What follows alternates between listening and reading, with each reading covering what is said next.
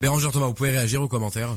Je dirais que ce monsieur a tout de même raison. Si on cite dans l'histoire les jeunes gens qui se sont engagés pour la résistance en 39-45 ne demandaient pas forcément l'autorisation de leurs parents. Ne les mettaient même pas au courant d'ailleurs. Voilà, c'était surtout qu'on devait être absolument très discret. Alors certes, cet engagement était plutôt pour sauver des valeurs humaines, la libération, casser ce joug du nazisme en Europe.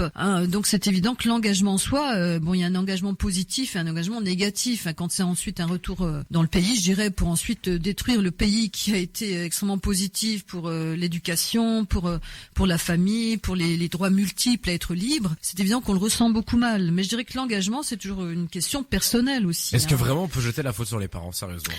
Moi, je trouve que c'est sévère de dire que c'est la faute des parents. Voilà, c'est très sévère, effectivement. Il peut y avoir des brebis galeuses, des parents qui laissent vagabonder leurs enfants, je veux bien, mais combien il y a de parents aussi qui ont tout fait, qui ont payé il y a des personnes qui sont parties faire le djihad, qui commençaient des études de médecine, les parents habitaient dans le 16e arrondissement à Paris, ils avaient tout pour eux. Mais il y a bien un souci quelque part. Mais oui, mais pourquoi les parents ?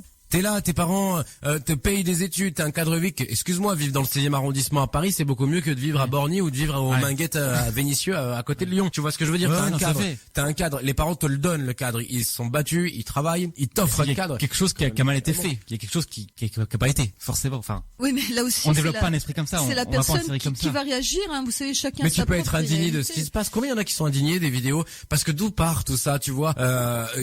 On entend beaucoup de xénophobie dans la bouche de certains Français, notamment qu'on peut trouver sur Paris, le conflit israélo-palestinien par exemple. Combien il y en a qui s'engagent en pensant que il y a beaucoup d'enfants palestiniens qui sont abattus par les Israéliens, etc. C'est des dires qu'on entend, des dires qu'on voit, etc. Et qui c'est pas toujours vrai aussi. Pardon ? Quand on part quand les gens partent en Syrie comme ça. Il y a pas mais il y a des vidéos de propagande qui sont sur internet pour le djihad, pour l'État islamique. J'en ai vu de ces vidéos-là, Il suffit juste de fouiller un tout petit peu pour certaines enquêtes, j'ai pu voir ça. Je peux t'assurer qu'on te promet des Hummers, qu'on te promet des piscines, qu'on te promet la belle vie. Tu arrives sur le terrain, c'est totalement différent. Oui. Si on avait un minimum d'intelligence. Eh oui, mais l'intelligence, c'est pas tes parents qui te le font, Coco, quand même. Non. Si. Alors, par l'éducation, je pense. On peut se tromper parfois. On peut se tromper. Les valeurs, oui, mais l'intelligence, je suis désolé, combien il y a de parents qui se battent pour que les gamins aillent à l'école, et puis vice versa. Pardonne-moi, mes parents n'ont pas une faculté intellectuelle de taré, ça m'a pas empêché de faire des études et de réussir. Tu vois. D'accord, mais si derrière il y a quand même un minimum de suivi dès le début. Mais non, ça se vérifie pas forcément empêcher quelqu'un de faire une fugue quand il a prévu de faire quelque chose. Je pense que il ira jusqu'au bout d'une détermination extrêmement personnelle. C'est pas tes parents qui te donnent l'intelligence, c'est toi à l'école avec tes profs, si tu t'y intéresses, etc., etc. Mais s'il n'y a pas de parents derrière, c'est beaucoup plus compliqué. Ah, c'est beaucoup plus compliqué. Je suis d'accord avec toi. Mais et comment tu expliques alors quand il y a les parents derrière ? Les parents te donnent le cadre. Comment tu l'expliques ? C'est qu'il y a un souci quelque part. Je suis dans d'accord. L'éducation, il y a quelque chose qui n'a pas été fait. Ah, toi, tu restes bloqué sur l'éducation des parents. Oui, en partie, oui. Moi, je suis pas d'accord. Je suis pas d'accord et je sais qu'on ne sera pas jusqu'à la fin de l'émission. Je pense que il y a certains parents qui se battent pour donner une éducation, qui imposent des valeurs. Après, excuse-moi, à partir du moment où t'as un gamin qui finit petit con, il restera petit con. T'as beau avoir les parents qui serrent derrière, le gamin s'il est endoctriné dans les collègues, dans le bahut, tu sais, les gamins ils choisissent pas forcément, les parents choisissent pas forcément où ils mettent leurs enfants à l'école. On n'a pas tous les moyens de payer une école privée à ces gamins. Enfin non, je pense je sais pas ce que vous en pensez, mais c'est surtout la possibilité très clairement de pouvoir casser cette une sorte d'endoctrinement, effectivement, par l'image, par des valeurs qu'on rêve aussi, qui sont parfois des idéaux. Mais on a notamment vu que quand on arrive à extirper quelqu'un d'un milieu extrêmement influent mais négativement, soit la personne accepte et à la limite elle peut voir autre chose, elle peut vivre autre chose qui lui permet d'avoir une autre image d'elle-même, et ça c'est extrêmement important, ou alors elle ne peut pas se sortir de cette image parce que justement il y a peut-être ce quelque chose de croire, d'avoir confiance, de pouvoir se dire je peux effectivement être quelqu'un d'autre.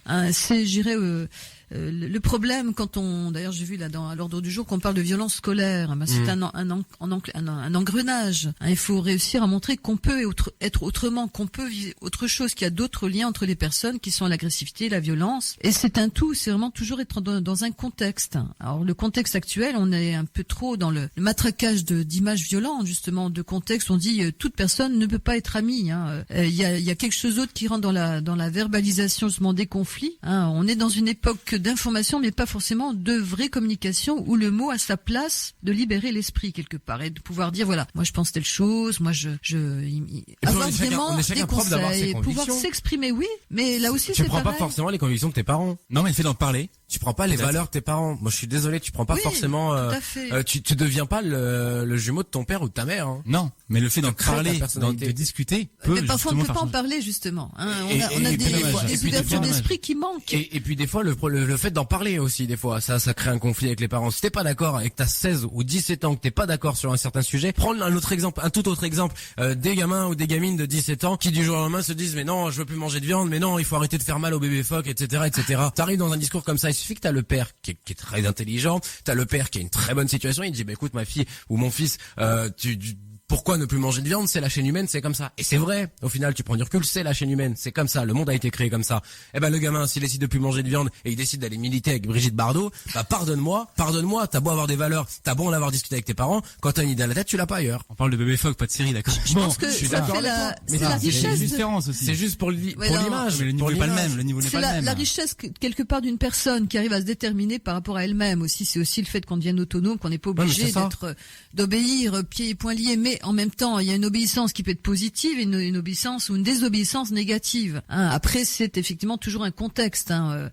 Toute personne ne peut pas vivre absolument figée dans un contexte où ses parents ont fait comme ça, donc lui doit faire absolument la même chose. Il y a tout un ensemble de paramètres qui changent. Hein. Fatalement, la société bouge. Hein. Il y a des choses nouvelles, il y a des manières nouvelles de communiquer, de se tromper aussi, d'être dans l'erreur, je dirais, de l'image. Hein. Mais bon, moi je trouve que les parents ont trop souvent bon dos. Bérangère Thomas, membre de l'opposition au conseil municipal de Metz, membre Front National, et notre invité jusqu'à midi. On parle de la Syrie notamment et savoir si l'État est responsable des personnes partant faire le djihad en Syrie. Alors, il y a peut-être une chose où on est tous les trois d'accord là-dessus, c'est que l'État n'est pas forcément responsable de ça. Là où on n'est pas d'accord, c'est le rôle des parents, à savoir que pour toi, les parents sont responsables de ça et qu'il y a eu un raté en grande partie.